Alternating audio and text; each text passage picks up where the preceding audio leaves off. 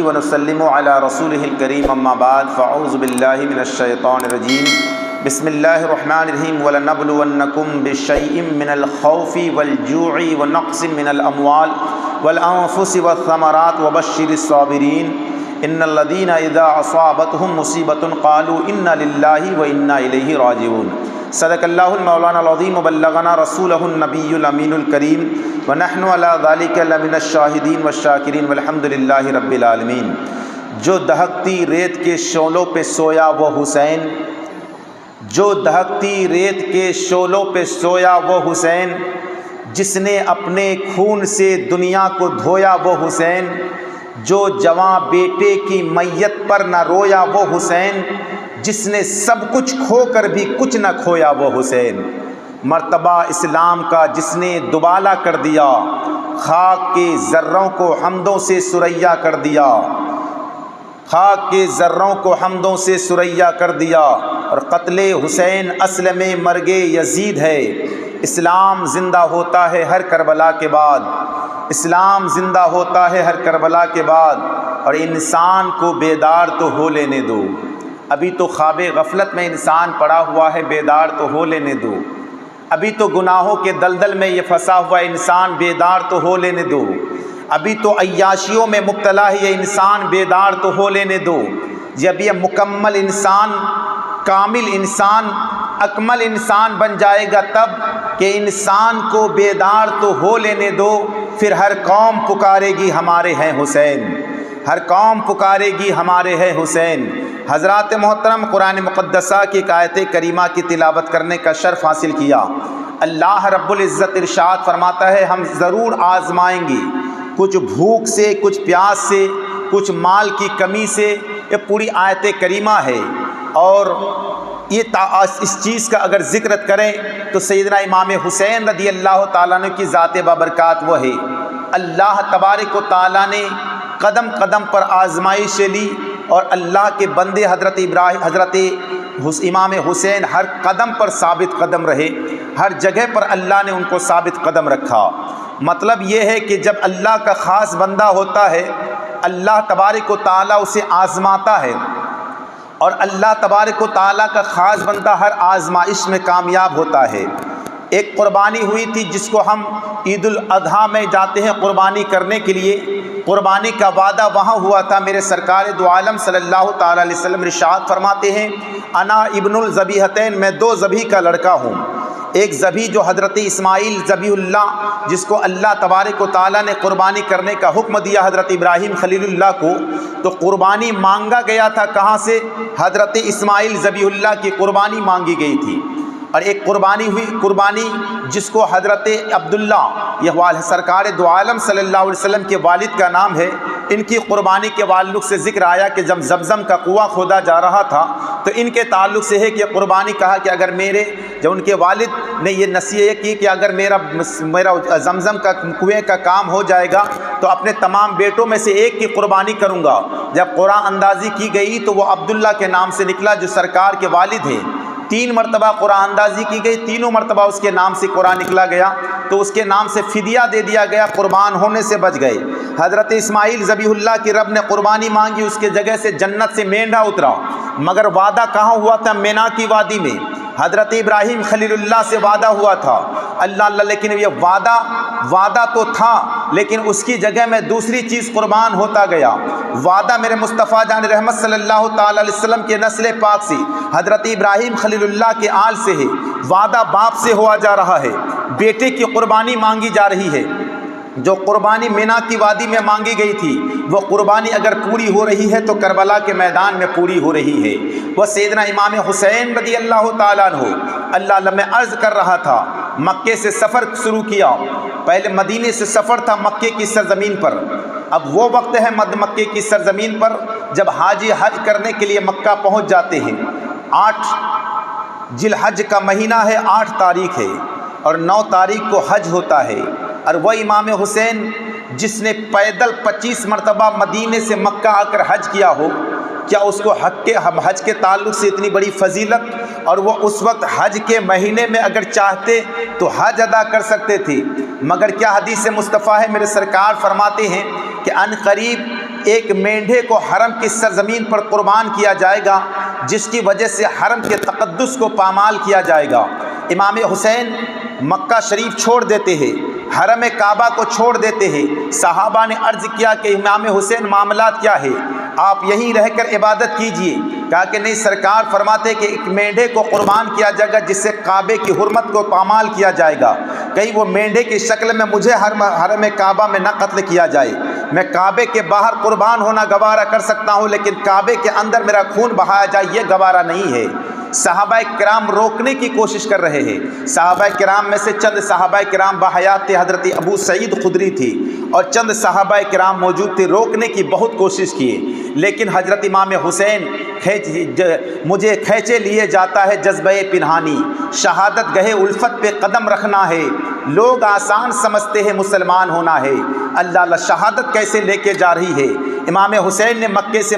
کربلا کا سفر کیا ہے، اور سفر کیوں کیا، ان کے سامنے کئی معاملات تھے۔ ایک معاملات یہ ہے کہ کہیں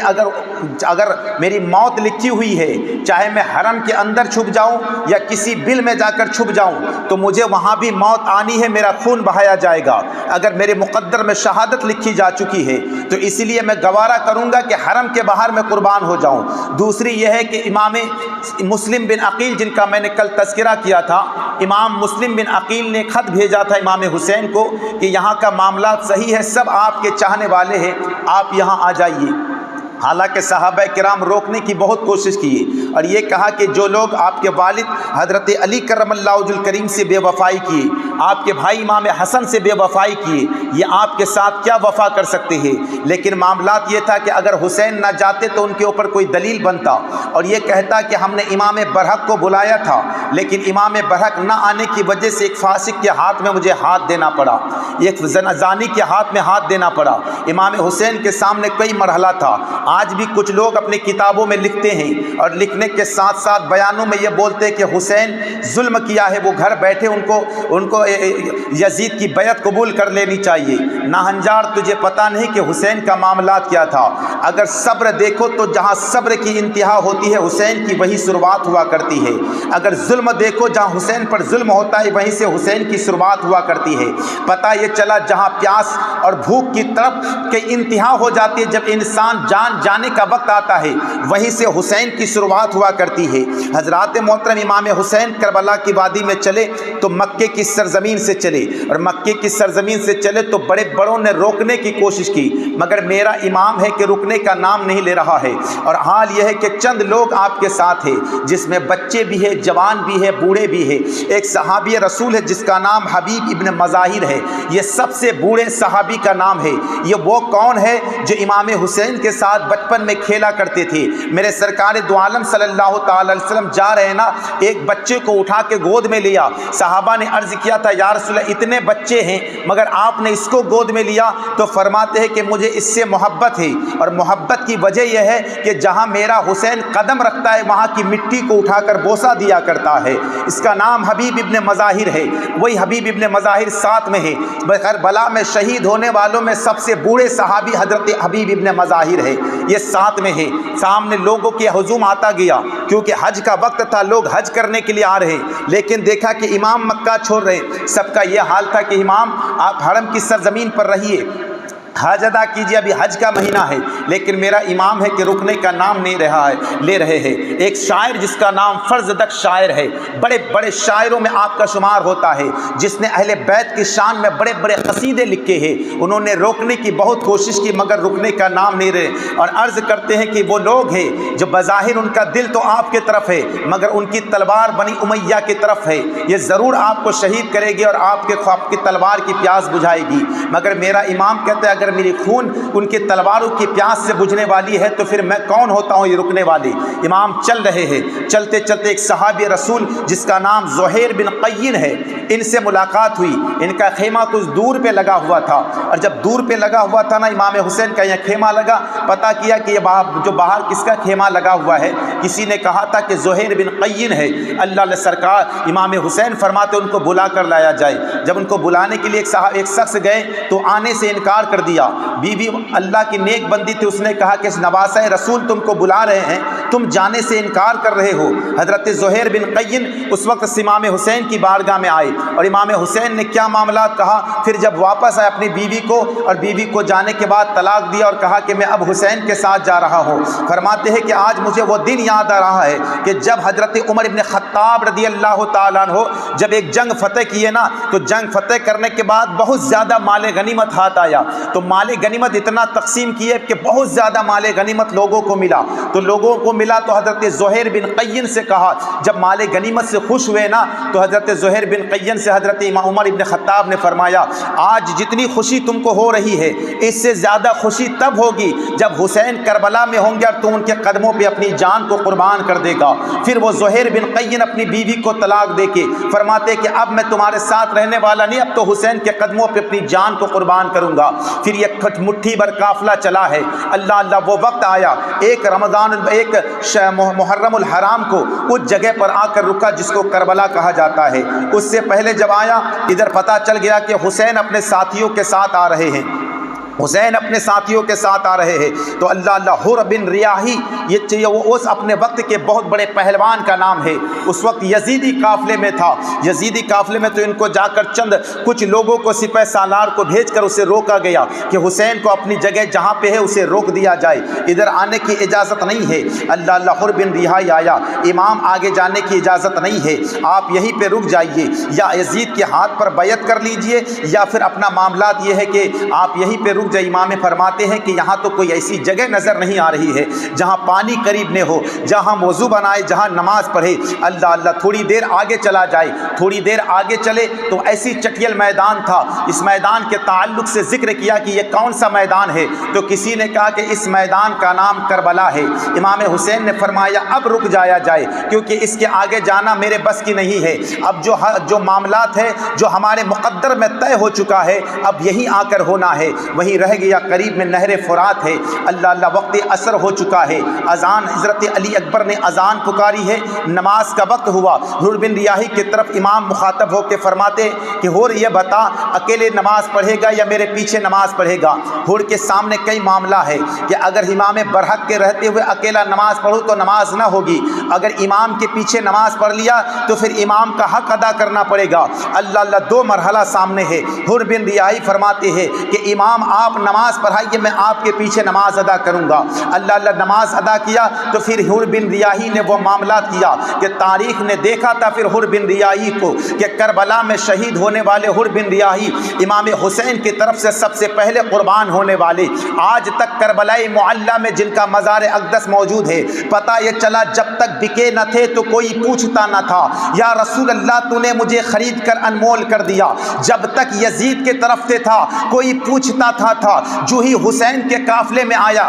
قربان ہو گیا، قیامت تک حر بن ریاحی کے مزار اقدس دنیا کے لیے مرجع خلائق بن گیا ہے، سب ان کے آستانے پر حاضری دے کر اپنے مقدر کی معراج کر رہے ہیں۔ اللہ اللہ وہ رات آئی ہے، ایک محرم الحرام سے وہیں پہ ڈیرا ڈلا ہوا ہے، بچے قرآن کی تلاوت کر رہے ہیں، نمازی لوگ نماز پڑھ رہے ہیں، عبادت پر عبادت ہو رہی ہے۔ اللہ اللہ صرف یہی مطالبہ کہ حسین بیعت کر لے، لیکن حسین فرماتے ہیں کہ اگر معاملات یہ ہے کہ میں اگر شرابی کے ہاتھ میں ہاتھ دے دوں، میں اگر جواری کے ہاتھ میں ہاتھ دے دوں تو قیامت تک پھر نانا کی امت تباہی کے دہانے پر کھڑی ہوگی، جہنم کے آگ کے شعلوں اس کے اوپر بھڑکیں گے۔ اسی لیے امام حسین کے سامنے کئی مرحلہ تھا۔ آج جو لوگ کہتے کہ حسین کو بیعت کر لینی چاہیے،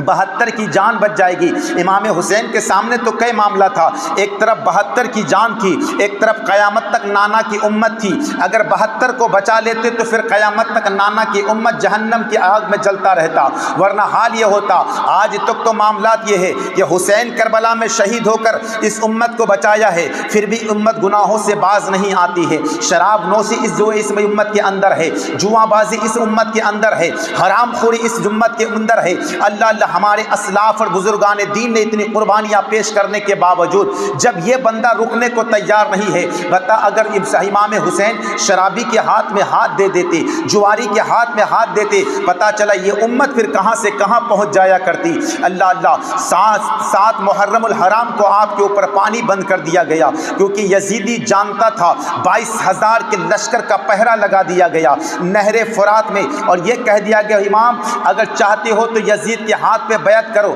ورنہ یہ نہر فرات دیکھ رہا ہے نا، اس میں چرند و پرند پانی پی سکتا ہے، تمام جانور پانی پی سکتا ہے، حیوانات پانی پی سکتا ہے، مگر آپ کے خیمے تک پانی نہ دیا جائے گا۔ اللہ اللہ، میرے امام کو اختیارات تھا، وہ اس نبی کا نواسا ہے، اگر چاہتے نا تو میرا وجدان ہے، میرا عقیدہ ہے کہ حضرت اسماعیل ذبیح اللہ جب پیاس کی شدت سے تڑپے تھے نا، حضرت حاضرہ صفا اور مروہ میں چکر لگائی، حضرت اسماعیل 6 مہینے کے اسماعیل ہے، ان کو لٹا دیا ایک پیڑ کے نیچے، حضرت اسماعیل پیاس کی شدت سے جب ایڑیاں رگڑی ہے، اللہ نے زمزم کا کنواں تیار کر دیا، یہ نبی کا بیٹا ہے، یہ بھی نبی کا نور نظر ہے، تو مجھے کہلے نہیں دیا جائے جب ابراہیم کے بیٹے حضرت اسماعیل اگر ایڑیاں رگڑے تو اللہ زمزم کا کنواں بنا دیتا ہے، پھر مصطفیٰ کا شہزادہ حسین اگر چاہتے تو کربلا کے میدان میں جگہ جگہ سے پانی کا چشمہ ابلوا سکتے تھے، مگر میرے حسین اعظم کا معاملات یہ تھا کہ حسین صبر کا دامن پکڑے ہوئے ہے،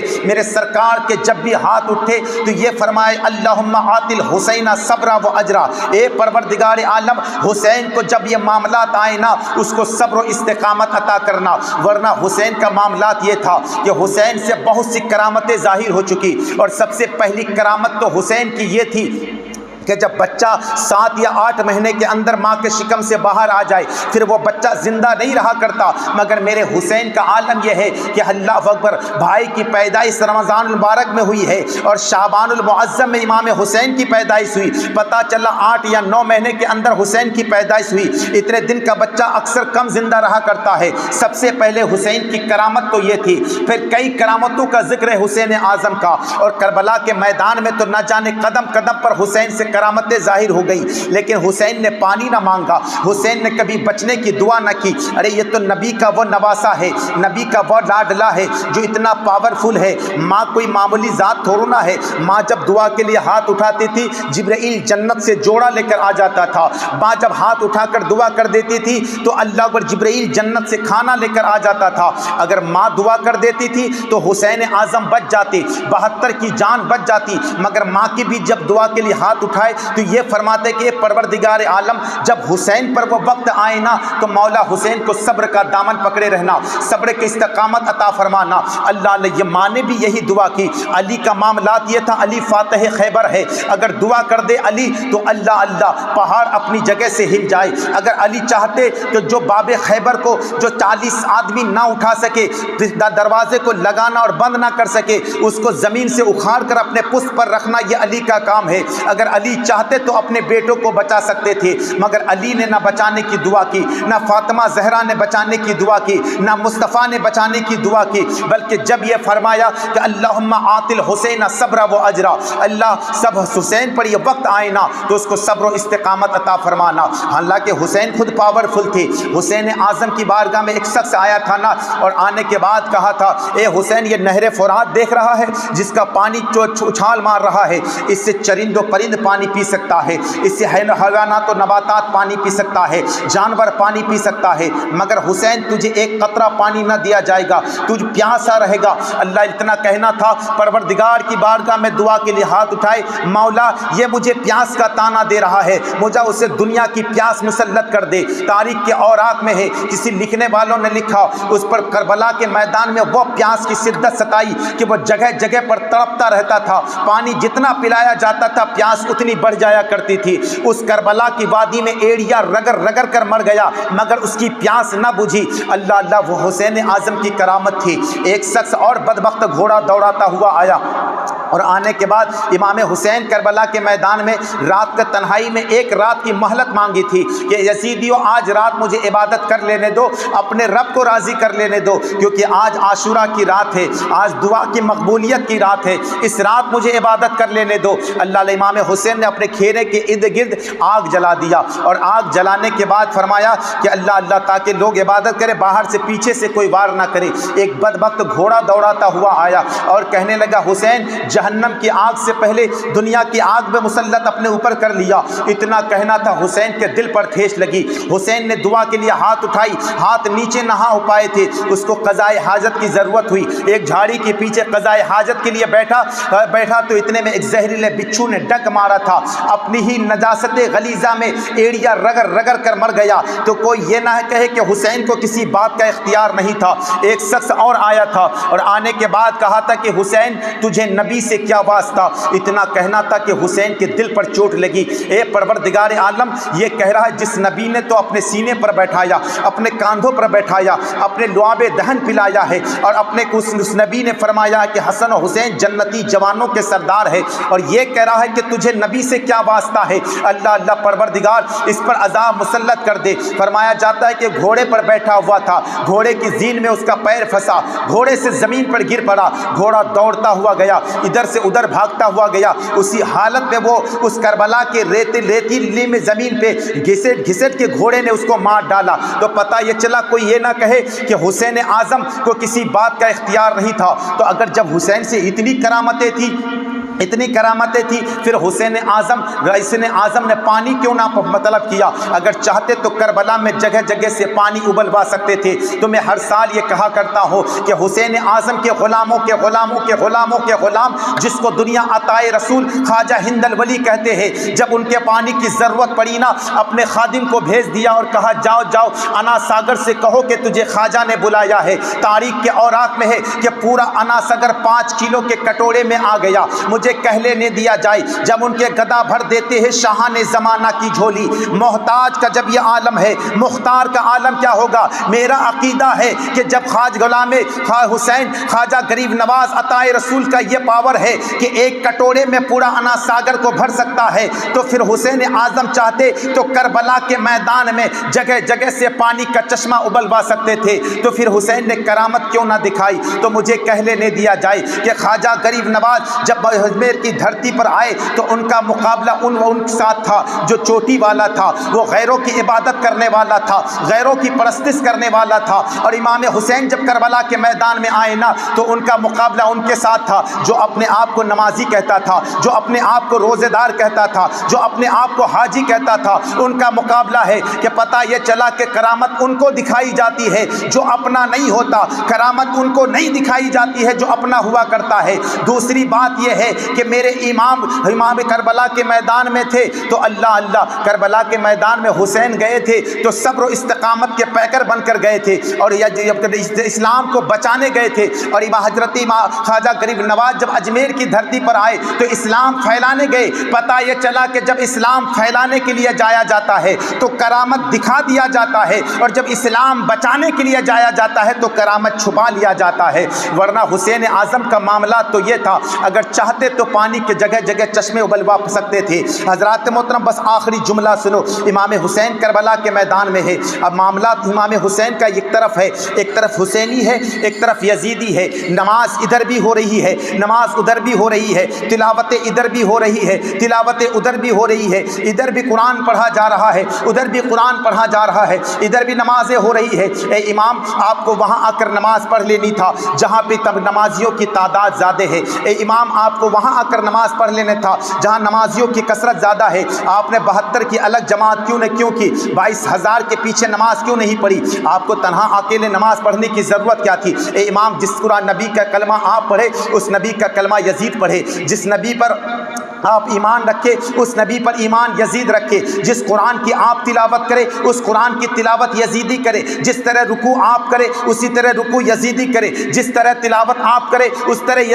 تلاوت یزید کرے، تو پھر آپ کو وہاں آ کر نماز پڑھ لینی تھی۔ جہاں 22,000 کا لشکر تھا آپ نے 72 کی الگ جماعت کیوں کی؟ تو گویا میرا امام کا روح آواز دے گا، اے لوگوں لمبی جماعت دیکھ کر مت جانا، اے لوگوں نمازیوں کی تعداد دیکھ کر مت جانا، اے لوگوں نمازیوں کی کثرت دیکھ کر مت جانا، اے لوگوں نمازیوں کی تعداد دیکھ کر مت جانا، بلکہ امام دیکھ کر جانا۔ امام رسول اللہ کا وفادار ہے تو ہاتھ باندھ کے کھڑا ہو جانا، اور غدار مصطفیٰ ہے تو لات مار کے باہر ہو جانا، اس لیے کہ نماز مصطفیٰ کے وفادار کے پیچھے ہوتی ہے، مصطفیٰ کے غدار کے پیچھے نہیں ہوا کرتی ہے۔ گویا یہ درس عمل کربلا کے میدان سے دیا۔ آج اگر کوئی کہے کہ یار مسجد ہے تو سب جگہ ہے، کہیں بھی نماز پڑھ لے تو وہ بھی تو خدا کی عبادت کر رہا ہے، مجھے کہہ لینے دو، اگر عقیدت و محبت میں مصطفیٰ کے دامن سے وابستہ ہو جائے اور مصطفیٰ سے وہ محبت کرے کہ اپنی جان قربان کرنے کو تیار ہو جائے، ناموس رسالت پر اپنی جان کو قربان کرنے کو تیار ہو جائے، تو آنکھ بند کر کے ہم ان کے پیچھے کھڑے ہو جائیں گے۔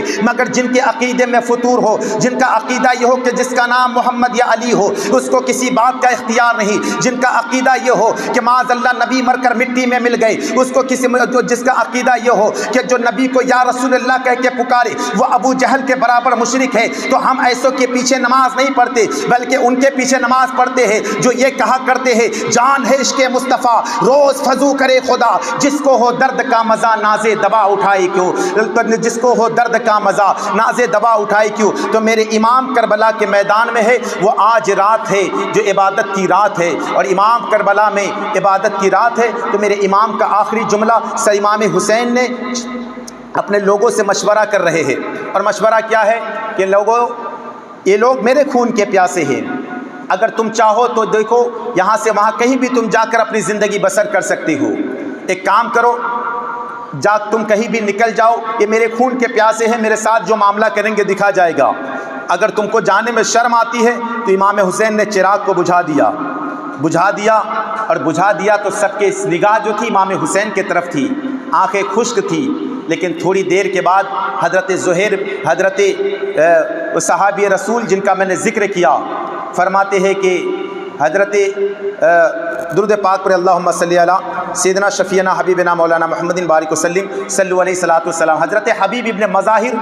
جا کے چراغ کو روشن کیے، اور کرنے کے بعد دیکھا کہ سب کی نگاہیں اس وقت خشک تھی، جو ہی میرے چراغ کو جلایا تو سب کی نگاہیں نیچی تھیں، آنکھوں سے آنسو کے دھارا بہ رہے تھے، اور یہ کہا کہ حسین، حضرت حبیب ابن مظاہر فرماتے حسین ایک مرتبہ نہیں 70 مرتبہ اگر چراغ کو بجھا دو پھر بھی یہ لوگ آپ کے دامن سے وابستہ ہیں، آپ کو چھوڑنے کو تیار نہیں ہے۔ اللہ پھر کیسی جانثاری کا ثبوت دیا ہے، انشاءاللہ کل صبح اس کا ذکر ہوگا۔ اللہ تبارک و تعالیٰ کی بارگاہ میں دعا ہے مولا کرم تمام کو اہل بیت کے دامن سے وابستہ ہونے کی توفیق و رفیق عطا فرمائے۔